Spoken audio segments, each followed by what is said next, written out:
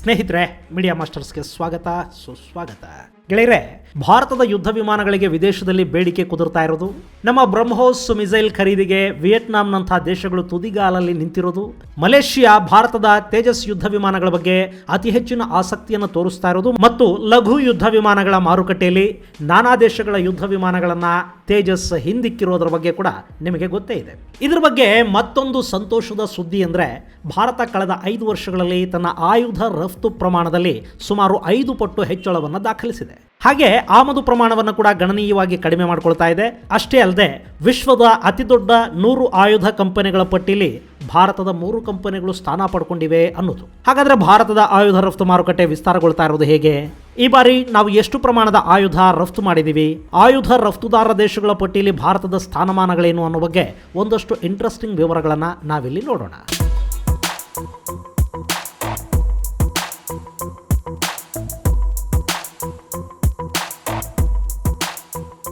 ಗೆಳೆಯರೆ, ಭಾರತ ವಿಶ್ವದ ಅತಿದೊಡ್ಡ ಆಯುಧ ಆಮದುದಾರ ದೇಶಗಳ ಪಟ್ಟಿಯಲ್ಲಿ 2ನೇ ಸ್ಥಾನದಲ್ಲಿದೆ. ವಿಶ್ವದ ಮೊದಲನೇ ಅತಿದೊಡ್ಡ ಆಮದುದಾರ ದೇಶ ಸೌದಿ ಅರೇಬಿಯಾ ಆದರೆ 2ನೇ ಅತಿದೊಡ್ಡ ಆಮದುದಾರ ದೇಶ ಭಾರತ. ಸೌದಿಯಲ್ಲಿ ಆಯುಧ ತಯಾರು ಮಾಡೋದಕ್ಕೆ ಬೇಕಾದ ವ್ಯವಸ್ಥೆಗಳಿಲ್ಲ. ಆ ದೇಶ ತೈಲೋತ್ಪಾದನೆಯಲ್ಲಿ ಮುಳುಗೋಗಿದೆ. ಆಯುಧಗಳನ್ನು ತಯಾರು ಮಾಡಬೇಕು ಅಂದರೂ ಕೂಡ ಅವರು ಬೇರೆ ಬೇರೆ ದೇಶಗಳಿಂದ ಕೆಲಸಕ್ಕೆ ಜನರನ್ನು ಕರೆಸ್ಕೋಬೇಕು. ಹೀಗಾಗಿ ಅವರು ತಯಾರು ಮಾಡೋದನ್ನು ಬಿಟ್ಟು ಅತಿ ಹೆಚ್ಚು ಆಯುಧಗಳನ್ನು ಆಮದು ಮಾಡ್ಕೊಳ್ತಾರೆ. ಆದರೆ ಭಾರತಕ್ಕೇನಾಗಿದೆ? ಇಲ್ಲಿ ಕಾರ್ಮಿಕರ ಸಂಖ್ಯೆಗೆ ಕೊರತೆ ಇಲ್ಲ, ಕಾರ್ಖಾನೆಗಳನ್ನು ಸ್ಥಾಪಿಸೋದಕ್ಕೆ ಬೇಕಾದ ಸ್ಥಳಾವಕಾಶಕ್ಕೆ ಕೊರತೆ ಇಲ್ಲ. ಭಾರತಕ್ಕೇನೆ ಅತಿ ಹೆಚ್ಚು ಆಯುಧಗಳು ಬೇಕಾಗುತ್ತವೆ. ಇಷ್ಟಾದರೂ ಭಾರತ ಆಯುಧ ತಯಾರಿಕೆಯಲ್ಲಿ ಹಿಂದೆ ಬಿದ್ದಿರೋದು ಯಾಕೆ? ಇವತ್ತಿಗೂ ಕೂಡ ಅತಿ ದೊಡ್ಡ ಆಯುಧ ಆಮದುದಾರ ದೇಶಗಳ ಪಟ್ಟಿಯಲ್ಲಿ ಭಾರತ 2ನೇ ಸ್ಥಾನದಲ್ಲಿ ಉಳಿದಿರೋದು ಯಾಕೆ?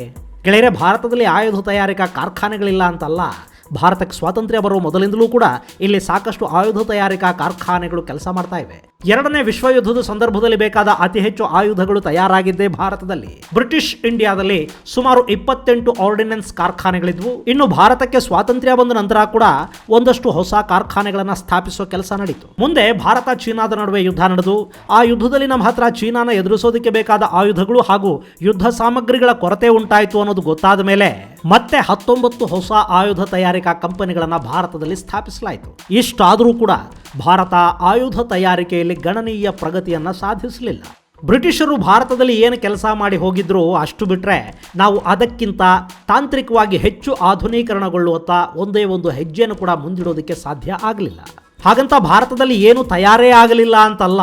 ಇಲ್ಲಿ ಭಾರತಕ್ಕೆ ಬೇಕಾದ ಆಯುಧಗಳ ತಯಾರಿಕೆಯ ವಿಷಯದಲ್ಲೊಂದಷ್ಟು ಕೆಲಸ ನಡೀತು. ಆದರೆ ಅದರಲ್ಲೂ ನಮ್ಮ ಪಕ್ಕದ ಚೈನಾಗೋ ಅಥವಾ ಐರೋಪ್ಯ ದೇಶಗಳಿಗೋ ನಮ್ಮನ್ನು ನಾವು ಹೋಲಿಕೆ ಮಾಡಿಕೊಂಡ್ರೆ ನಮ್ಮಲ್ಲಿ ಆಧುನೀಕರಣದ ವಿಷಯದಲ್ಲಿ ಯಾವ ಅದ್ಭುತವಾದ ಬೆಳವಣಿಗೆಗಳು ಕೂಡ ಆಗಲಿಲ್ಲ. ಇದು ಕೂಡ ಗೆಳೆಯರೆ ಇವತ್ತು ನೆನ್ನೆಯ ವಿಷಯ ಅಲ್ಲ.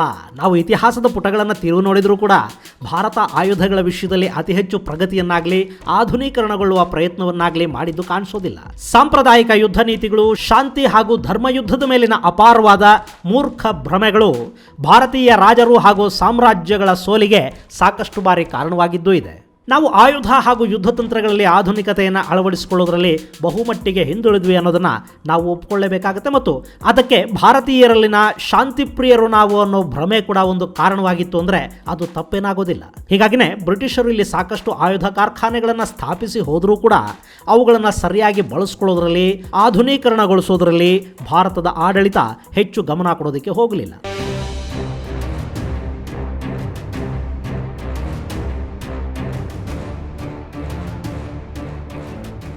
ಗೆಳೆಯರೆ, ನಾವಷ್ಟೇ ಶಾಂತಿ ಪ್ರಿಯರಾಗಿ ಉಳ್ಕೊಂಡ್ರೆ ಸಾಕಾಗೋದಿಲ್ವಲ್ಲ. ನಮ್ಮ ಅಕ್ಕಪಕ್ಕದ ಶತ್ರುಗಳಿಗೆ ಕೂಡ ಶಾಂತಿ ಅಂದ್ರೇನು ಅನ್ನೋದು ಗೊತ್ತಿರಬೇಕಾಗತ್ತೆ. ಹೀಗಾಗಿ ಪಾಕಿಸ್ತಾನ ಹಾಗೂ ಚೀನಾಗಳನ್ನು ಎದುರಿಸೋದಕ್ಕೆ ನಮಗೆ ಬೇಕಾಗಿದ್ದ ಆಯುಧಗಳಿಗಾಗಿ ನಾವು ಸೋವಿಯತ್ ಮೇಲೆ ಹೆಚ್ಚು ಆಧಾರಪಟ್ಟು ಕೂತ್ಕೊಂಡ್ವಿ. ಹೀಗಾಗಿ ಭಾರತ ಅತಿ ದೊಡ್ಡ ಆಯುಧ ಆಮದುದಾರ ದೇಶ ಆಗಿ ಉಳ್ಕೊಳ್ತು. ಆದರೆ ಈಗ ಅದೇ ಭಾರತ ತನ್ನ ಮನಸ್ಥಿತಿಯನ್ನು ಬದಲಿಸಿಕೊಳ್ತಾ ಇದೆ. ಆಮದುದಾರ ಅನ್ನೋ ಸ್ಥಾನದಿಂದ ರಫ್ತುದಾರನಾಗೋ ಕಡೆಗೆ ಹೆಜ್ಜೆ ಹಾಕತೊಡಗಿದೆ. ಅದರ ಪರಿಣಾಮನೇ ಕಳೆದ 5 ವರ್ಷಗಳಲ್ಲಿ 5 ಪಟ್ಟು ಆಯುಧ ರಫ್ತು ವ್ಯಾಪಾರವನ್ನು ಹೆಚ್ಚು ಮಾಡಿಕೊಂಡಿರೋ ಭಾರತ ಈಗ ಆಯುಧ ರಫ್ತುದಾರ ದೇಶಗಳ ಪಟ್ಟಿಯಲ್ಲಿ 23ನೇ ಸ್ಥಾನವನ್ನು ಸಂಪಾದಿಸಿಕೊಂಡಿದೆ.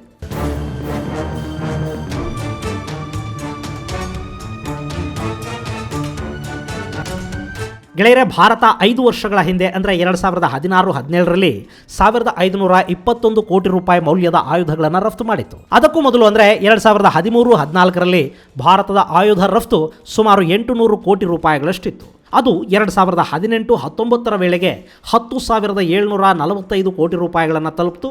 ಚೀನಿ ವೈರಾಣುವಿನ ಕಾಟದಲ್ಲಿ ಕೂಡ 2020-21ರಲ್ಲಿ ಸ್ವಲ್ಪ ಪ್ರಮಾಣದ ಕುಸಿತವನ್ನು ಆಯುಧ ಮಾರುಕಟ್ಟೆ ದಾಖಲಿಸಿತಾದರೂ ಆಯುಧಗಳ ರಫ್ತು ಮೊತ್ತ ಸುಮಾರು 8,434 ಕೋಟಿ ರೂಪಾಯಿಗಳಾಗಿದೆ. ಮುಂದಿನ 5 ವರ್ಷಗಳ ಅವಧಿಯಲ್ಲಿ ಈ ಮೊತ್ತವನ್ನು 35,000 ಕೋಟಿ ರೂಪಾಯಿಗಳಿಗೆ ಏರಿಸುವ ಗುರಿಯನ್ನು ಭಾರತ ಹೊಂದಿದೆ. ಇದಕ್ಕಾಗಿ ಸರ್ಕಾರ ಸಾಕಷ್ಟು ಯೋಜನೆಗಳನ್ನು ರೂಪಿಸತೊಡಗಿದೆ. ಇಲ್ಲಿ ಡಿಫೆನ್ಸ್ ಎಕ್ವಿಪ್ಮೆಂಟ್ ತಯಾರಿ ಅನ್ನೋದಿದೆಯಲ್ಲ, ಅದನ್ನು ಖಾಸಗೀಕರಣಗೊಳಿಸದೇ ಇದ್ರೆ ಅಂತಾರಾಷ್ಟ್ರೀಯ ಮಾರುಕಟ್ಟೆಯಲ್ಲಿ ಕಾಲೂರಿಕೊಂಡು ನಿಲ್ಲೋದು ಕಷ್ಟವಾಗುತ್ತೆ. ಹೀಗಾಗಿ ಸರ್ಕಾರ ಈ ವಲಯದಲ್ಲಿದ್ದ ಲೈಸೆನ್ಸ್ ಪ್ರಕ್ರಿಯೆಯನ್ನು ಸುಲಭಗೊಳಿಸಿದೆ. ಹಾಗೆಯೇ ರಫ್ತು ಉದ್ಯಮದ ಮೇಲಿದ್ದ ಸಾಕಷ್ಟು ನಿಯಂತ್ರಣಗಳನ್ನು ಕೂಡ ಕಡಿಮೆಗೊಳಿಸ್ತಾ ಬಂದಿದೆ. ಹಾಗೆಯೇ ರಫ್ತು ಉತ್ತೇಜನಕ್ಕೆ ಕೂಡ ಸಾಕಷ್ಟು ಕ್ರಮಗಳನ್ನು ಕೈಗೊಳ್ತಾ ಇದೆ.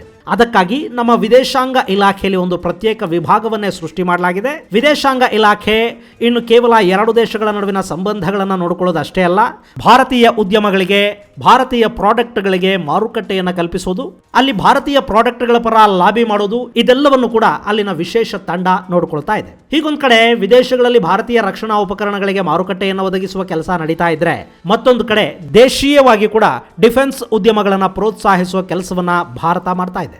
ಈಗ ನಮ್ಮ ಉತ್ಪನ್ನಗಳನ್ನು ಮೊದಲು ನಾವು ಬಳಸಿದ್ರೆ ತಾನೇ ಬೇರೆ ದೇಶಗಳಿಗೆ ನೀವು ಕೂಡ ನಮ್ಮದು ಬಳಸಿ ಅಂತ ಹೇಳೋದಕ್ಕೆ ಸಾಧ್ಯವಾಗೋದು. ಹೀಗಾಗಿ ಭಾರತೀಯ ಸೇನೆ ಖರೀದಿ ಮಾಡುವ ಆಯುಧಗಳ ಪೈಕಿ ಸುಮಾರು 209 ವಸ್ತುಗಳನ್ನು ಸ್ವದೇಶಿ ಕಂಪನಿಗಳಿಂದಲೇ ಖರೀದಿ ಮಾಡಬೇಕು ಅಂತ ಸರ್ಕಾರ ಆದೇಶಿಸಿದೆ. ಆ ವಸ್ತುಗಳನ್ನು ಯಾವುದೇ ಕಾರಣಕ್ಕೂ ವಿದೇಶಗಳಿಂದ ಆಮದು ಮಾಡಿಕೊಳ್ಳದ ಹಾಗೆ ಆದೇಶವನ್ನು ಕೊಡಲಾಗಿದೆ. ಈ ಪ್ರಾಡಕ್ಟ್ಗಳ ಖರೀದಿಗಾಗಿ ಸುಮಾರು 70,000 ಕೋಟಿ ರೂಪಾಯಿಯಷ್ಟು ಹಣವನ್ನು ಸರ್ಕಾರ ನಿಗದಿಗೊಳಿಸಿದೆ.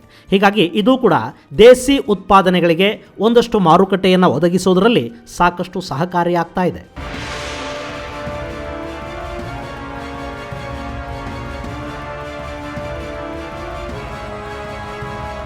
ಗೆಳೆಯರೆ, ಭಾರತ ತನಗೆ ಬೇಕಾದ ಆಯುಧಗಳನ್ನು ಸಾಧ್ಯವಾದಷ್ಟು ಕೂಡ ಇಲ್ಲೇ ತಯಾರು ಮಾಡಿಕೊಳ್ಳೋ ಪ್ರಯತ್ನವನ್ನು ಮಾಡಬೇಕು. ವಿದೇಶಗಳ ಮೇಲಿನ ಅವಲಂಬನೆಯನ್ನು ಕಡಿಮೆ ಮಾಡಬೇಕು ಅನ್ನೋದು ಇವತ್ತು ನೆನ್ನೆಯ ಮಾತಲ್ಲ. 1962ರಲ್ಲಿ ಭಾರತ ಚೀನಾದ ನಡುವಿನ ಯುದ್ಧದ ಸಂದರ್ಭದಲ್ಲಿ ಭಾರತ ಅತ್ಯಂತ ಅವಮಾನಕರ ಸಂದರ್ಭವನ್ನು ಅನುಭವಿಸ್ತಲ್ಲ, ಆವತ್ತೇ ಸಾಕಷ್ಟು ತಜ್ಞರು ಈ ಬಗ್ಗೆ ಸರ್ಕಾರಕ್ಕೆ ಸಲಹೆಯನ್ನು ಕೊಟ್ಟರು. ಅದರಲ್ಲೂ ಇಂಡಿಯನ್ ಡಿಫೆನ್ಸ್ ಪ್ರಾಬ್ಲಮ್ ಅನ್ನೋ ಪುಸ್ತಕದಲ್ಲಿ ಈ ಬಗ್ಗೆ ಲೇಖಕ SS ಖೇರಾ ಸವಿಸ್ತಾರವಾಗಿ ದಾಖಲಿಸ್ತಾ ಹೋಗ್ತಾರೆ. ವಿದೇಶಿ ಆಯುಧಗಳನ್ನು ಆಮದು ಮಾಡಿಕೊಂಡ್ರೆ ಅದರ ನಿರ್ವಹಣಾ ವೆಚ್ಚ ಹೆಚ್ಚಾಗುತ್ತೆ. ತಂತ್ರಜ್ಞಾನ, ಆಧುನೀಕರಣ, ಅಗತ್ಯಕ್ಕೆ ತಕ್ಕ ಬದಲಾವಣೆಗಳು ಇವೆಲ್ಲವನ್ನು ಮಾಡಿಕೊಳ್ಳೋದಕ್ಕೆ ಕಷ್ಟ ಆಗ್ತಾ ಹೋಗುತ್ತೆ. ಅದೆಲ್ಲದರ ಜೊತೆಗೆ ಭಾರತದ ಖಜಾನೆ ಮೇಲೆ ಕೂಡ ಹೆಚ್ಚಿನ ಭಾರ ಬೀಳುತ್ತೆ ಅನ್ನೋದನ್ನು ಸಾಕಷ್ಟು ಉದಾಹರಣೆಗಳ ಸಮೇತ ಖೇರಾ ಆ ಪುಸ್ತಕದಲ್ಲಿ ಬರೆದಿದ್ದಾರೆ. ಅದು 1967ರಲ್ಲಿ ಬಂದ ಪುಸ್ತಕ. ಆದರೂ ಕೂಡ ಭಾರತದ ರಕ್ಷಣಾ ಕ್ಷೇತ್ರದಲ್ಲಿ ಅಂಥ ಯಾವ ಬದಲಾವಣೆಗಳು ಆಗಲಿಲ್ಲ. ಆದರೆ ಈಗ ಪರಿಸ್ಥಿತಿ ಒಂದಷ್ಟು ಸುಧಾರಣೆಗೊಳ್ತಾ ಇರೋದು ಕಂಡು ಬರ್ತಾ ಇದೆ. ಕಳೆದ ವರ್ಷ ಸಿಪ್ರಿ ಅಂದರೆ stock home international piece research institute ಬಿಡುಗಡೆ ಮಾಡಿರುವ ಜಗತ್ತಿನ 100 ಅತಿದೊಡ್ಡ ಆಯುಧ ರಫ್ತುದಾರ ಕಂಪನಿಗಳ ಪಟ್ಟಿಯಲ್ಲಿ ಭಾರತದ HAL, ಹಾಗೆಯೇ ಆರ್ಡಿನೆನ್ಸ್ ಫ್ಯಾಕ್ಟರಿ ಬೋರ್ಡ್ ಮತ್ತು ಭಾರತ್ ಎಲೆಕ್ಟ್ರಾನಿಕ್ಸ್ ಲಿಮಿಟೆಡ್ಗಳು ಸ್ಥಾನವನ್ನು ಪಡ್ಕೊಂಡಿವೆ. ಭಾರತ ಈಗ ಮಿಸೈಲ್ಗಳನ್ನು, ವಾರ್ ಟ್ಯಾಂಕರ್ಗಳನ್ನು, ರಡಾರ್ಗಳನ್ನು, ಆರ್ಟಿಲರಿ ಗನ್ಗಳನ್ನು, ವಾರ್ಶಿಪ್ಸ್ ಅನ್ನು, ಟಾರ್ಪೆಡೋಗಳನ್ನು, ಗಸ್ತು ನೌಕೆಗಳನ್ನು, ಸ್ಪೀಡ್ ಬೋಟ್ಗಳನ್ನು, ಹಾಗೆಯೇ ಹೆಲಿಕಾಪ್ಟರ್ ಹಾಗೂ ಯುದ್ಧ ವಿಮಾನಗಳನ್ನು ಕೂಡ ರಫ್ತು ಮಾಡೋ ಮಟ್ಟಕ್ಕೆ ಬೆಳೆದು ನಿಂತಿದೆ. ಭಾರತದ ಬ್ರಹ್ಮೋಸ್ ಕ್ಷಿಪಣಿಗಳಿಗಾಗಿ ವಿಯೆಟ್ನಾಂ ಮಾತುಕತೆ ನಡೆಸ್ತಾ ಇದೆ. ಮಲೇಷಿಯಾಗೆ ತೇಜಸ್ ಯುದ್ಧ ವಿಮಾನಗಳನ್ನು ಮಾರಾಟ ಮಾಡುವ ಪೈಪೋಟಿಯ ಬಗ್ಗೆ ಈ ಹಿಂದಿನ ವಿಡಿಯೋದಲ್ಲಿ ನಾನು ನಿಮಗೆ ಸವಿಸ್ತಾರವಾಗಿ ಹೇಳಿದ್ದೆ. ಚೀನಾ ಹಾಗೂ ರಷ್ಯಾದ ಯುದ್ಧ ವಿಮಾನಗಳನ್ನು ಕೂಡ ಪೈಪೋಟಿಲಿ ಭಾರತದ ತೇಜಸ್ ಹಿಂದಿಕ್ಕಿದೆ. ಈಗ ಟರ್ಕಿಯ ಯುದ್ಧ ವಿಮಾನಗಳ ಜೊತೆಗೆ ಅಂತಿಮ ಪೈಪೋಟಿಯನ್ನು ಎದುರಿಸ್ತಾ ಇದೆ. ಇನ್ನೂ ಒಂದಷ್ಟು ದೇಶಗಳಿಗೆ ಭಾರತ ಆಯುಧ ಖರೀದಿಗಾಗಿನೇ ಸಾಫ್ಟ್ ಲೋನುಗಳನ್ನು ಕೂಡ ಕೊಡ್ತಾ ಇರೋದು ಭಾರತೀಯ ಆಯುಧ ಮಾರುಕಟ್ಟೆಯ ವಿಸ್ತಾರವನ್ನು ಹೆಚ್ಚು ಮಾಡೋದಕ್ಕೆ ಸಾಕಷ್ಟು ಅನುಕೂಲ ಮಾಡಿಕೊಡ್ತಾ ಇದೆ.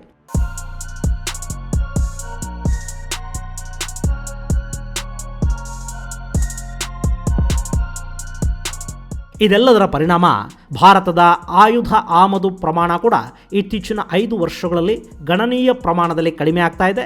ರಫ್ತು ಪ್ರಮಾಣ 5 ಪಟ್ಟು ಹೆಚ್ಚಾಗಿದೆ.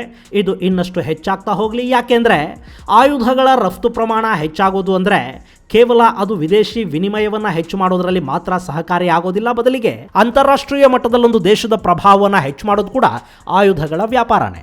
ಈಗ ಆರ್ಥಿಕವಾಗಿ ಸಾಕಷ್ಟು ಸೊರಗಿ ಹೋಗಿದ್ರೂ ಕೂಡ ರಷ್ಯಾ ತನ್ನ ಪ್ರಭಾವವನ್ನು ಹಾಗೆ ಉಳಿಸ್ಕೊಳ್ಳೋದಕ್ಕೆ ಕಾರಣ ಆಗಿರೋದು ಅವರ ಆಯುಧಗಳ ಮಾರಾಟದ ಕಾರಣದಿಂದಲೇ. ಆಯುಧ ಮಾರಾಟದ ಸಂಬಂಧ ಅನ್ನೋದು ಯಾವುದೇ ದೇಶದ ಜೊತೆಗೆ ಕೂಡ ದೀರ್ಘಕಾಲೀನ ಸಂಬಂಧ ಏರ್ಪಡೋದಕ್ಕೆ ಸಹಕಾರಿಯಾಗುತ್ತೆ. ಆಯುಧಗಳ ರಫ್ತು ಆ ದೇಶದ ಪ್ರಭಾವವನ್ನು ಹೆಚ್ಚು ಮಾಡ್ತಾ ಹೋಗುತ್ತೆ. ಆ ನಿಟ್ಟಲ್ಲಿ ಭಾರತ ಆಯುಧ ರಫ್ತುದಾರ ದೇಶ ಆಗಬೇಕು. ಹಾಗೆ ಆಯುಧಗಳ ತಯಾರಿ ನಮ್ಮಲ್ಲಿ ಹೆಚ್ಚಾಗ್ತಾ ಹೋದ ಹಾಗೆ ಇಲ್ಲಿನ ಸಾಕಷ್ಟು ಉದ್ಯಮಗಳಿಗೆ, ತಂತ್ರಜ್ಞರಿಗೆ, ಸ್ವಯಂ ಉದ್ಯೋಗಿಗಳಿಗೆ ಹೆಚ್ಚು ಹೆಚ್ಚು ಉದ್ಯೋಗಾವಕಾಶಗಳನ್ನು ಅದು ಕಲ್ಪಿಸಿಕೊಡುತ್ತೆ. ಆ ನಿಟ್ಟಲ್ಲಿ ಭಾರತದ ಸಾಧನೆ ಮತ್ತಷ್ಟು ಹೆಚ್ಚಾಗಲಿ ಅಂತ ಹಾರೈಸೋಣ. ಮುಂದಿನ ಸಂಚಿಕೆಯಲ್ಲಿ ಮತ್ತೊಂದು ವಿಶೇಷ ಜೊತೆ ಮತ್ತೆ ಭೇಟಿಯಾಗೋಣ. ಅಲ್ಲಿವರೆಗೆ ಜೈ ಹಿಂದ್, ಜೈ ಕರ್ನಾಟಕ.